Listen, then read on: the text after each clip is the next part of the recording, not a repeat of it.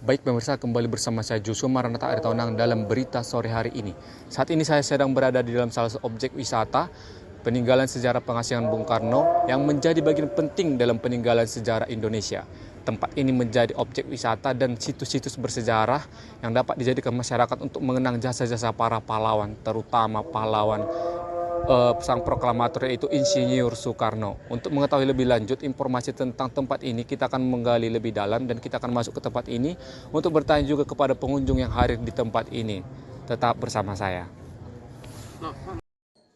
Baik pemirsa, sekarang ini saya sedang berada di salah satu pengasingan Bung Karno.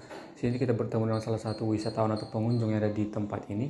Kita akan bertanya-tanya seputar tentang tempat pengasingan Bung Karno ini. Untuk Mbaknya, apa yang menarik perhatian Anda saat mengunjungi rumah pengasingan Soekarno ini, Mbak? Yang pertama, karena kebetulan saya lagi berwisata ke Bengkulu dan tidak ada salahnya kita mengunjungi tempat yang merupakan tempat pengasingan dari Presiden Republik Indonesia pertama kita. Jadi untuk menambah wawasan kita terhadap nasionalisme.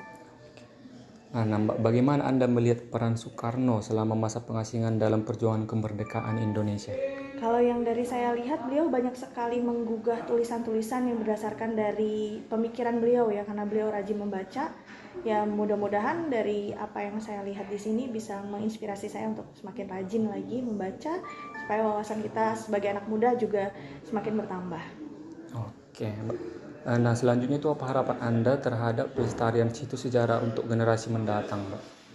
Ya kalau untuk saat ini alhamdulillah sudah cukup baik untuk pelestarian cagar budaya, baik itu tempat yang merupakan tempat pengasingan ataupun wisata-wisata yang sekarang lebih dikembangkan lagi supaya bisa semakin dilestarikan.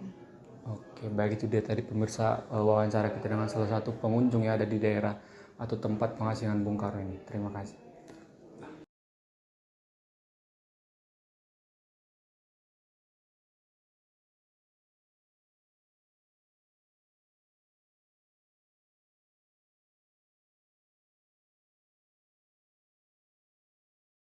Baik, pemirsa, kita dengan narasumber kita yang selanjutnya mungkin bisa perkenalan Mbak dengan Mbak siapa namanya?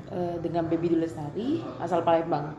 Oke Mbak, saya bertanya tentang seputar tempat pengasihan Soekarno ini. Mungkin pertanyaannya seperti, apakah ini kunjungan pertama Anda ke sini, Mbak? Ya, benar kunjungan pertama saya ke sini. Kenapa memilih tempat ini untuk dijadikan sebagai tempat berwisata, Mbak?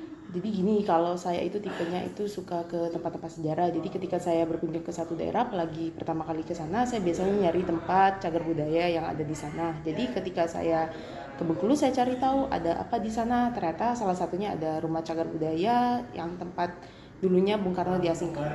Oke Mbak, baik. Waktu tadi melihat isi dalaman rumah ini, kesan pertamanya apa Mbak waktu melihat tempat ini?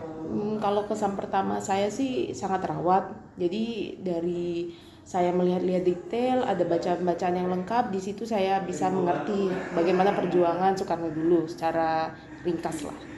Oke Mbak. Nah, kedepannya nanti akan berkunjung lagi ke tempat ini apa tidak gitu Mbak? Insya Allah kalau ada kesempatan saya mau berkunjung lagi, terutama nanti ketika memang anak saya mungkin semakin besar, nanti saya mau ngajak ke sini supaya tahu. Oke, baik, itu tadi pemirsa wawancara kita dengan pengunjung yang ada di wisatawan atau tempat pengasihan Bung Karno ini. Terima kasih.